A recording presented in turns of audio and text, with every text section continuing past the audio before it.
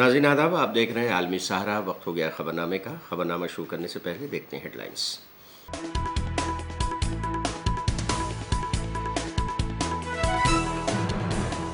हाथरस सत्संग हादसे पर मामला दर्ज। एफआईआर में भोले बाबा का नाम शामिल नहीं। 6 लोगों की हुई गिरफ्तारी।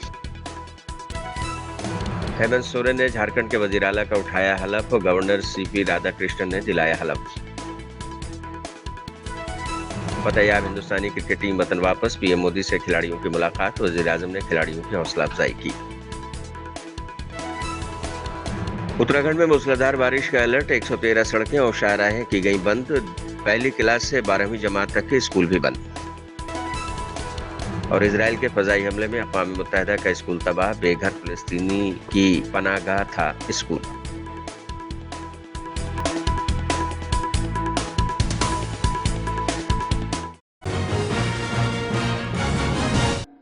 झारखंड की राजधानी रांची में वाक़ राजभवन में हलफबरदारी तकरीब मुनक़िद हुई, जिसमें जेएमएम के कारगुजार सदर हेमंत सोरेन ने झारखंड के वज़ीर आला के तौर पर एक मरतबा फिर हलफ उठाया है।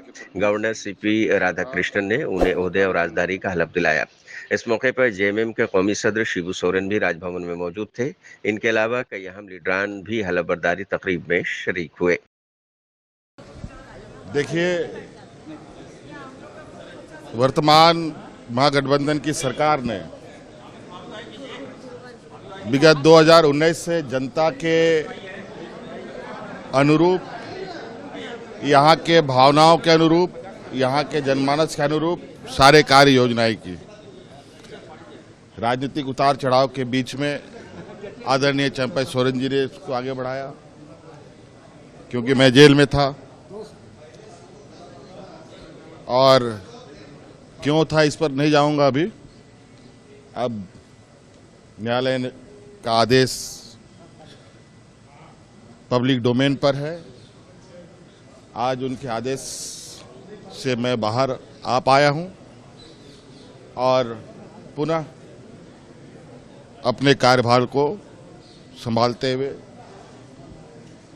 अब आगे के कामों को किया जाएगा। सर, विधानसभा चुनाव भी होने वाला है सर, कौन ऐसे 2-3 बड़े काम होंगे जो अभी देखने को मिलेंगे? अभी ये पूछिएगा, अब थोड़ा सा फिर आप लोगों से मुलाकात नहीं होगी क्या? होगी सर, मुलाकात होगी। जरूर, बहुत बहुत धन्यवाद। आज नया सरकार गठन में हेमंत बाबू को हम बधाई देता हूं और हमारा सभी गठबंधन के साथी और जो भी इस नया सरकार की शुभकामना देता हूँ। सर, आपने जिस काम को आगे बढ़ाया, हेमंत जी से कितना उम्मीद उसे पूरा करेंगे? पूरा आप लोगों की शुभकामनाएं हैं, सब लोग की शुभकामनाएं हैं। हमारे पार्टी वर्कर हो, जनता हो, और खास करके हमारे हाई कोर्ट से जो आया है, ऑनरेबल हाई कोर्ट से हम लोगों को जो आदेश आया है, उसी का पालन करते हुए अब हेमंत जी हमारे झारखंड राज्य के मुख्यमंत्री के तौर पे फिर से, और पूरी जनता, हमारी झारखंड की पूरी जनता के लिए जैसे वो पहले कार्य कर रहे थे, अभी भी बल्कि ज्यादा तेजी से कार्य करेंगे, क्योंकि समय हमारे हाथों में कम है। तो बस मैं यही चाहूंगी कि सारे झारखंड वासियों का आशीर्वाद जैसे पहले भी रहा है, अभी भी रहे, और मजबूती के साथ हेमंत जी भी आप लोगों के भाई बन करके, आपका बेटा बन करके जैसे पहले कार्य कर रहे थे, अभी और तेजी से करेंगे। धन्यवाद। अभी फिलहाल हाँ जी, तो गांडे मेरे लिए सबसे पहले प्राथमिकता है, तो मेरी पहली प्राथमिकता गांडे रहेगी। हेमंत सोरेन के जरिए झारखंड के वजीर आला का हलफ लेने पर बीजेपी के लीडरान ने तनकीद की है। बिहार के नायब वजीर आला सम्राट चौधरी ने कहा है कि उनके परिवार की पार्टी है, कभी वो वजीर आला बने, कभी उनकी अहलिया बने और कभी उनके वालिद बने, इससे क्या फर्क पड़ता है। झारखंड मुक्ति मोर्चा जेएमएम एक प्राइवेट लिमिटेड पार्टी है। इस मुल्क में लालू प्रसाद जैसे कई लोग हैं, इसमें क्या नया है? उनके परिवार की पार्टी है, कभी वो बने, उनके दत्तक भाई बने, उनकी पत्नी बने, उनके पिताजी बने, उसमें फर्क क्या पड़ता है? झारखंड मुक्ति मोर्चा एक प्राइवेट लिमिटेड पार्टी है, तो कभी वो मुख्यमंत्री बनेंगे, उनके दत्तक भाई बनेंगे, कभी उन्हीं के परिवार के लोग बनेंगे, उसमें चिंता क्या करना है? देखिए, इस देश में लालू प्रसाद जैसे लोग भरे पड़े हुए हैं, इसमें नया क्या है? लालू जी जिस तरह पूरे परिवार को बनाना चाहते हैं, उसी तरह झारखंड मुक्ति मोर्चा के परिवार की पार्टी है, तो कभी वो बनेंगे, कभी उनके पिताजी, अब तो पत्नी भी खड़ी है, उनके भाई, उनके परिवार में कई सदस्य खड़े हैं जो हाथरस सत्संग भगदड़ हादसे पर अलीगढ़ के आईजी शलभ माथुर ने बताया है कि दफा 105, 110, 126, 223 और 238 के तहत मामला दर्ज कर लिया गया है और अभी तक 6 लोगों की गिरफ्तारी भी हो गई है। उन्होंने मजीद बताया है कि अगर जरूरत पड़ेगी तो नारायण साकार उर्फ भोले बाबा से भी पूछताछ की जाएगी। FIR के अंदर उनका नाम नहीं है। जिम्मेदारी मुंतजिम की होती है, मुंतजिम का नाम FIR में है। मुंतजिम पर 1 लाख रुपए का इनाम भी रखा गया है, वो वहां से भाग गए हैं। जिन्होंने पुलिस के साथ मदद नहीं की, उनके खिलाफ कार्रवाई की जा रही है। मैंने बताया विवेचना में अगर कोई भूमिका, अगर जरूरत पड़ेगी तो पूछताछ की जाएगी, आवश्यकता पड़ेगी we will do in the course of investigation. It is too early to say और कमेंट कि जो है उनका रोल है कि नहीं है। FIR के अंदर वो नेम्ड नहीं है। FIR में रिस्पॉन्सिबिलिटी आयोजक की होती है। आयोजक की रिस्पॉन्सिबिलिटी फ्रेम करते हुए उनको नेम्ड किया गया। 1 लाख रुपए का रिवार्ड उनके ऊपर करा जा रहा है, उनका MBW इशू कराया जा रहा है। जो उनके साथ ऑर्गेनाइजिंग कमेटी के अंदर थे, जो सेवादार थे, जिन्होंने भीड़ को वहां रोकने का प्रयास किया, जो वहां मौके से भाग गए, जिन्होंने पुलिस प्रशासन को सहयोग करने में किसी प्रकार की मदद नहीं की, उन लोगों का रोल डिसाइड करते हुए हम आगे प्रोसीड कर रहे हैं। ऑनरेबल PMO द्वारा 2 लाख रुपए की धनराशि और माननीय उत्तर प्रदेश शासन द्वारा 2 लाख रुपए की धनराशि जो मृतक हैं उनको दी गई है। माननीय राज्य सरकार द्वारा घटना की विस्तार पूर्वक जांच हेतु माननीय न्यायमूर्ति श्री ब्रजेश कुमार श्रीवास्तव जी सर के नेतृत्व में, जो सेवानिवृत्त माननीय उच्च न्यायालय की अध्यक्षता में, श्री हेमंत राव सर जो कि रिटायर्ड IAS ऑफिसर हैं और श्री भावेश सर जो कि रिटायर्ड IPS ऑफिसर हैं, उनकी सदस्यता में समिति गठित की गई है। इस संदर्भ में थाना सिकंदराबाद में 2/7/2024 को अभियोग पंजीकृत किया गया था, जो कि भारतीय न्याय संहिता की धारा 105, 110, 126(2), 223 और 238 के अंदर पंजीकृत किया गया।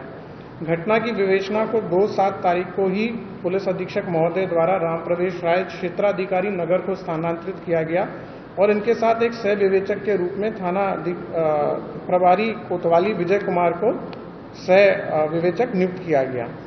विवेचना प्रारंभ करते हुए 6 लोगों की अभी गिरफ्तारी की गई है। विवेचना के क्रम में ADG जोन आगरा द्वारा भी सभी जनपद में निर्देशित किया गया है अपने जनपद में गिरफ्तारी हेतु, और जोन स्तर के ऊपर भी एक SOG टीम का गठन हुआ है जो कि संलिप्त लोगों और संस्था के सेवादार अधिकारी पदाधिकारियों की भूमिका को जांच करेगी। इसके अलावा रेंज लेवल की जितनी भी SOG टीम है उनको पुलिस अधीक्षक हाथरस के सहयोगार्थ संबद्ध किया गया है। घटनास्थल को सुबह 3 तारीख को सुबह ही फॉरेंसिक टीम और फील्ड यूनिट द्वारा साक्ष्य संकलन की कार्रवाई से गहन रूप से वहां पर साक्ष्य संकलन की कार्रवाई की गई थी कल मॉर्निंग में।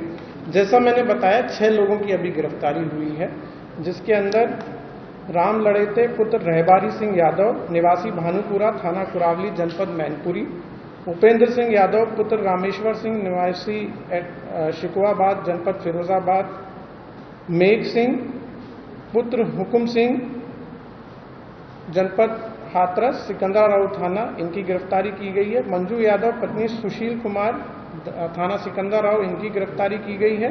मुकेश कुमार जो कि पुत्र मोहन सिंह, ये थाना सिकंदराबाद के हैं, इनकी गिरफ्तारी की गई है। मंजू देवी पत्नी किशन कुमार यादव कचौरा थाना सिकंदराबाद 40 वर्ष, इनकी गिरफ्तारी की गई है। इनकी गिरफ्तारी जो है थाना कोतवाली और सिकंदराबाद से की गई है। विस्तार पूर्वक जब इनसे अभी प्रथम दृष्टया हम लोग की पूछताछ हुई है तो इनके द्वारा बताया गया कि ये सभी लोग आयोजन समिति के अध्यक्ष हैं, समिति के मेंबर्स हैं और पूर्व में इनके द्वारा कई आयोजनों के अंदर भी पार्टिसिपेट किया गया है। ये मुख्यतः सेवादार के रूप में कार्य करते हैं और आयोजक और इनकी सत्संग कमेटी में भीड़ इकट्ठा करना, चंदा इकट्ठा करना, इन सब चीजों का सहयोग प्रदान करते हैं। साथ ही साथ वहां पर जो देखा गया कि बैरिकेडिंग द्वारा भीड़ नियंत्रण करना, श्रद्धालु हेतु पंडाल की व्यवस्था करना, वाहनों की पार्किंग की व्यवस्था करना, कार्यक्रम स्थल पर खड़ंजा, बिजली की आपूर्ति, जनरेटर, सफाई व्यवस्था इत्यादि इन लोगों का कहना है कि हम लोगों के द्वारा कराई जाती है। वहाँ पर जो एक चीज़ आप लोगों ने भी देखा होगा, जो आपके वीडियोस आप लोग के पास आए, आपने भी देखा होगा कि उनके द्वारा ब्लैक कलर की डांगरी और जंगल वाली डांगरी और यूनिफॉर्म पहनी हुई थी। तो इनके द्वारा बताया गया है कि एकरूपता हेतु वहाँ पर पिंक ड्रेस दी जाती है, जिससे हम भीड़ को अपने हाथ से नियंत्रित करते हैं। बाबा के अनुयायियों के बारे में पता लगा कि उनके बारे में काफ़ी मान्यताएं हैं और बाबा के चरण रज लेने से बहुत सारे संकट दूर हो जाते हैं। और हम लोग चरण, जो बाबा की गाड़ी थी, उसको काफिले को भीड़ से निकालने हेतु आगे पीछे दौड़ते हैं।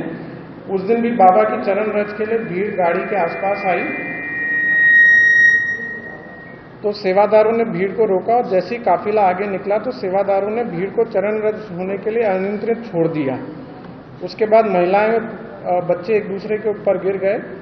घटना जब हुई तो ये लोग मौके से फरार हो गए। इनके द्वारा वहां पर किसी प्रकार का कोई सहयोग वहां की पुलिस या प्रशासनिक व्यवस्था को नहीं दिया गया। एक बात जो और प्रकाश में आई कि वहां पर ये किसी भी व्यक्ति को वीडियो बनाने से रोकते थे। वह पुलिस प्रशासन को, जो अभी तक की हम लोग की पूछताछ और साक्ष्य संकलन है और जो वीडियो आप लोग के माध्यम से भी प्राप्त हुए, उसके अंदर देखा गया कि इनके द्वारा खुद ही अपने आप को भीड़ नियंत्रण का प्रयास किया जाता है और किसी प्रकार की पुलिस वहां पर या प्रशासनिक व्यवस्था को ये लोग एक तरह से अलाउ नहीं करते हैं। इनके अपने उसमें रिजर्वेशंस हैं।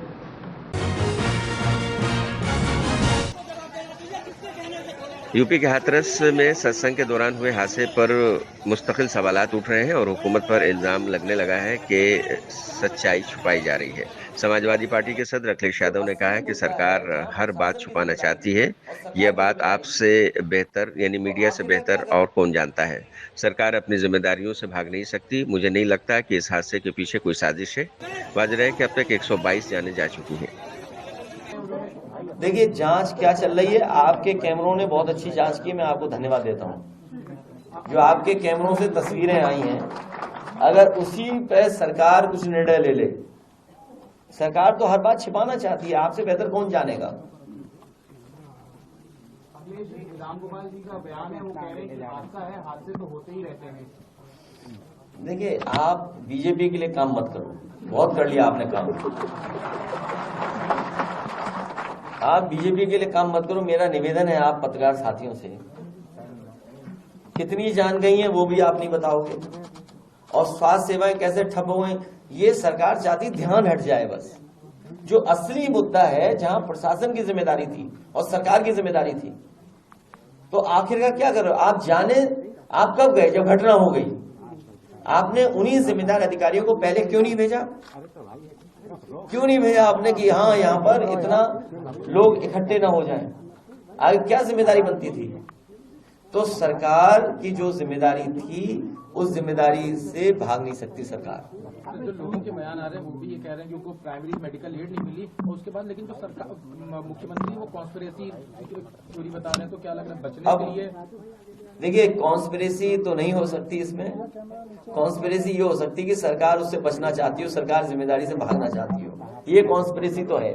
जैसे ये सवाल पूछा, ये पार्ट ऑफ कॉन्स्पिरेसी है।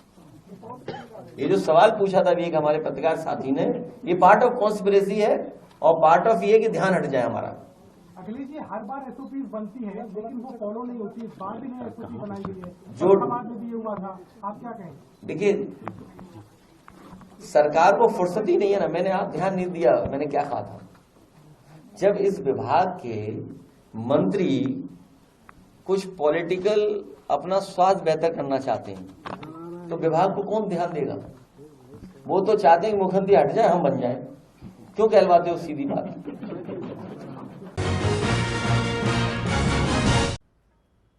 आम आदमी पार्टी के तर्जुमान दिलीप पांडे ने दिल्ली के सरकारी स्कूलों के 5000 असातिज़ा के तबादले पर प्रेस कॉन्फ्रेंस की है। दिलीप पांडे ने कहा है कि वजीर तालीम आतिशी की तहरीरी हिदायत के बावजूद बीजेपी के इशारे पर एलजी साहब के दफ्तर ने 5000 असातिज़ा का ट्रांसफर कर दिया है। वजीर तालीम आतिशी ने एक मरतबा फिर चीफ सेक्रेटरी को खत लिखकर 3 हिदायत दी थी, जिनमें सभी असातिज़ा के तबादले को रोका जाए। जिन अफसरों ने तहरीरी हिदायत के बावजूद ट्रांसफर किए हैं, उन पर सख्त कार्रवाई की जाए। कुछ असातिज़ा गलत तरीके से ट्रांसफर रुकवाने की कोशिश कर रहे हैं और जो अफसर इसमें शामिल हैं उन पर भी सख्त एक्शन लिया जाए। कल हमने जिस समस्या के बारे में बात की, भारतीय जनता पार्टी जनित समस्या, जिसके तहत रातों रात दिल्ली की शिक्षा मंत्री अतिशी जी के कहने और लिखित निर्देश देने के बावजूद भारतीय जनता पार्टी के इशारे पर उपराज्यपाल महोदय के दफ्तर के निर्देश पर 5000 से भी ज्यादा शिक्षकों का तबादला कर दिया गया और जिसके ऊपर हमने दिल्ली के 5000 से भी ज्यादा शिक्षकों के मन की बात रखी आप सबके बीच। हमने जो मांगे की थी दिल्ली की सरकार से भी, उन मांगों पर ध्यान देते हुए, उनका संज्ञान लेते हुए शिक्षा मंत्री महोदया ने एक बार फिर से दिल्ली के चीफ सेक्रेटरी साहब को पत्र लिखा है और 3 प्रमुख बातें, या यूं कहें कि 3 इंपॉर्टेंट डायरेक्शंस दिए हैं। पहला डायरेक्शन है, उन्होंने कहा कि तुरंत इन सभी 5000 से भी ज्यादा शिक्षकों का ट्रांसफर विड्रॉ किया जाए। दूसरा, उन्होंने कहा कि मेरे कहने निर्देश देने के बावजूद जिन अफसरों ने यह गलती करी उनके खिलाफ कड़ी से कड़ी कार्रवाई की जाए। और तीसरा, यह भी सुनने में आ रहा है कि अब शिक्षक आपाधापी में ट्रांसफर से बचने के लिए अफसरों के संपर्क में आके और भ्रष्टाचार के रास्ते अपना ट्रांसफर रुकवाने की भी कोशिश कर रहे हैं। इस किस्म के इस पूरे प्रकरण में जो मैलिफाइड प्रैक्टिसेस हैं, जो ऑफिसर्स ये कर रहे हैं, उनकी भी पहचान करके सख्त से सख्त कार्रवाई की जाए। और इतना ही नहीं, मंत्री महोदया ने तीनों डायरेक्शंस पे 48 घंटे के अंदर उनके दफ्तर को एक्शन टेकन रिपोर्ट सबमिट करने को कहा है।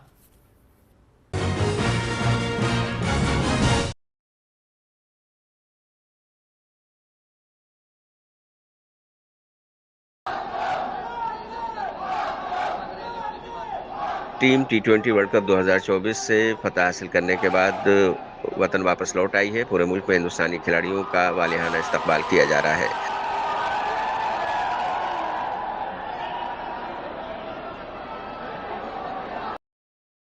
वजीर आजम नरेंद्र मोदी से भी खिलाड़ियों की मुलाकात हुई है। पीएम मोदी ने ट्वीट करके बताया है कि हमारे चैंपियंस खिलाड़ियों के साथ एक मुलाकात हुई। टूर्नामेंट के दौरान उनके तजुर्बे पर एक यादगार बातचीत भी हुई है। आंध्र प्रदेश के वजीर आला चंद्रबाबू नायडू ने मरकजी वजीर शिवराज सिंह चौहान से मुलाकात की है। मरकजी वजीर शिवराज सिंह चौहान ने कहा है कि आंध्र प्रदेश के वजीर आला आज मुलाकात के लिए आए थे। ज़राअत और देही तरक्यात से मुतालिक बातचीत हुई है। वो एक दूरंदेश लीडर हैं। आंध्र प्रदेश की तरक्की में हम हर मुमकिन मदद करेंगे। आंध्र प्रदेश के मुख्यमंत्री जी आज शिष्टाचार भेंट के लिए आए थे और कृषि और ग्रामीण विकास से संबंधित कई मुद्दों पर उन्होंने चर्चा की। श्री चंद्रबाबू नायडू जी एक प्रोग्रेसिव चीफ मिनिस्टर हैं, विजनरी लीडर हैं।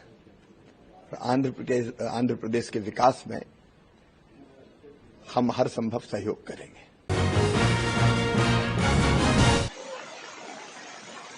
उत्तराखंड में मूसलाधार बारिश की वजह से सैलाब जैसे हालात पैदा हो गए हैं। नदियों और नालों में तोग़यानी है। रियासत की 113 सड़कें बशमूल 6 रियासती शाहराहें शदीद बारिश और मिट्टी के तोदे गिरने की वजह से बंद हो गई हैं। पौड़ी में स्कूलों को बंद रखने के अहकामात जारी किए गए हैं और लोगों से सख्त एहतियाती तदाबीर अख्तियार करने के लिए कहा गया है। महकमा मौसमियात की पेशनगोई के मुताबिक पिथौरागढ़, चंपावत, नैनीताल, बागेश्वर, अल्मोड़ा और धम सिंह नगर अजला के कुछ इलाकों में गरज चमक के साथ तेज बारिश का इम्कान है। देहरादून समेत पौड़ी, टिहरी और हरिद्वार अजला में शदीद बारिश का अलर्ट जारी किया गया है। जिला मजिस्ट्रेट डॉक्टर आशीष चौहान ने क्लास 1 से 12 तक के तमाम स्कूल बंद रखने के अहकामात जारी किए हैं।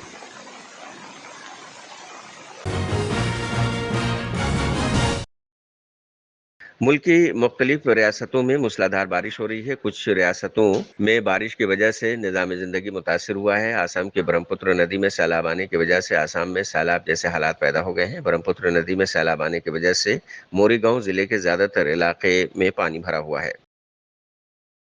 हमारे राज्य का 28 जिला में बाढ़ भारी हुई है, नुकसान भी बहुत हुई।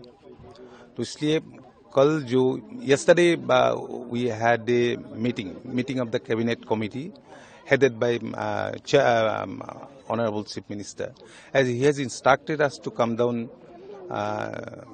He has instructed me to come to Morigaon and Nagaon district, and trusted other ministers also in other districts.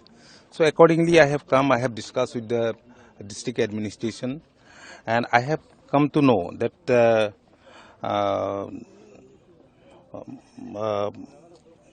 more than 194 villages have been affected. More than 194 villages have been affected, and 12,963 villages have been submerged. Crop area, and population affected 55,459. So I have asked the district administration to offer their helping hand to the worst sufferers. ये जो बाढ़ आ रहे हैं, ये बाढ़ देखिए in the month of July में आ रहे हैं, तो नुकसान इतना नहीं होगा। तो हमारे डिपार्टमेंट का तरफ से कम्युनिटी नर्सरी कर रहा है, हर डिस्ट्रिक्ट में कर रहा है। और रबी का सीजन में हम क्या कर सकते हैं, हम लोग कोशिश जरूर करेंगे। पीएम किसान निधि, हाँ, पीएम किसान निधि का जो 17 इंस्टॉलमेंट है, तो 17 इंस्टॉलमेंट 381 करोड़ रुपीस फार्मर्स का अकाउंट में मिला है, फार्मर्स ने मिला है। देखिए, ब्रह्मपुत्र का जो पानी अभी यहाँ पे मोरीगांव में नीचे जा रहा है, काफी नीचे जा रहा है, 0.09। तो आसपास में और नदियां हैं यहाँ पे, कोलोंग, कपिली, वहाँ पे लेकिन पानी बह रही है। तो इसलिए अलर्ट, एडमिनिस्ट्रेशन पूरा अलर्ट है और तैयार है रेस्क्यू के लिए, सभी कुछ सपोर्ट के लिए। तो लाइफ स्टॉक पॉपुलेशन का भी बहुत ही नुकसान हुआ है, और यहाँ पे मोरीगांव डिस्ट्रिक्ट में 3 आदमी मौत हुआ है, तो काफी नुकसान हुआ है। ये मुकाबला जरूर करना पड़ेगा। हाँ, रिलीफ मटेरियल्स देखिए, मैं ये जो सफरर फैमिली है जो रिवर एम्बैंकमेंट में अभी है, वहाँ पे उन लोग को मिला, उन लोगों से बातचीत किया है। उन लोगों ने बोला दे आर हैप्पी। उन लोग बोला कि चावल मिल रहा है, और दूसरा जो खाने के लिए जो सामान चाहिए वो मिल रहा है। State government will provide adequate sufficient materials, पशु खाद्य, लाइफ स्टॉक के लिए, कैटल के लिए जो देना है वो भी देंगे, और लोगों के लिए जो देना है वो भी देंगे। और 15 अगस्त से पहले उन लोग का किसी को घर खत्म हो गया और जरा अलग अलग प्रॉपर्टी भी नुकसान हुआ है, तो असेसमेंट करने के लिए एडमिनिस्ट्रेशन को बोला है। इजराइल के जरिए फ़लस्तीन के मुख्तलिफ हिस्सों में मुस्तकिल बमबारी जारी है। इजराइल के ताज़ा हमले में अक़वाम मुत्तहिदा के स्कूल को निशाना बनाया गया है। खबर के मुताबिक अक़वाम मुत्तहिदा के स्कूल की इमारत इजरायली फ़ज़ाई हमले से तबाह हो गई है।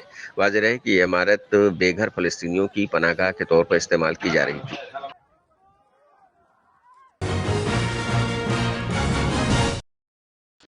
तुर्किया के सदर रजब तैयब अर्दोगान ने कहा है कि इजराइल खित्ते के इस्तेहकाम के लिए संगीन खतरा बन चुका है। इजराइल को मगरिब की तरफ से सियासी, मुआशी और अस्करी मदद हासिल है। इससे फायदा उठाकर इजराइल अब दूसरे हमसाये ममालिक पर नजर जमाने की कोशिश कर रहा है।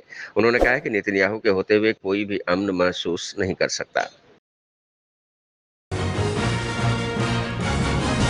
तो नाज़रीन, आज के खबरनामे में बस इतना ही। दीजिए इजाजत, लेकिन आप देखते रहिए 24 घंटे का उर्दू न्यूज चैनल आलमी सहारा। सारा प्रणाम।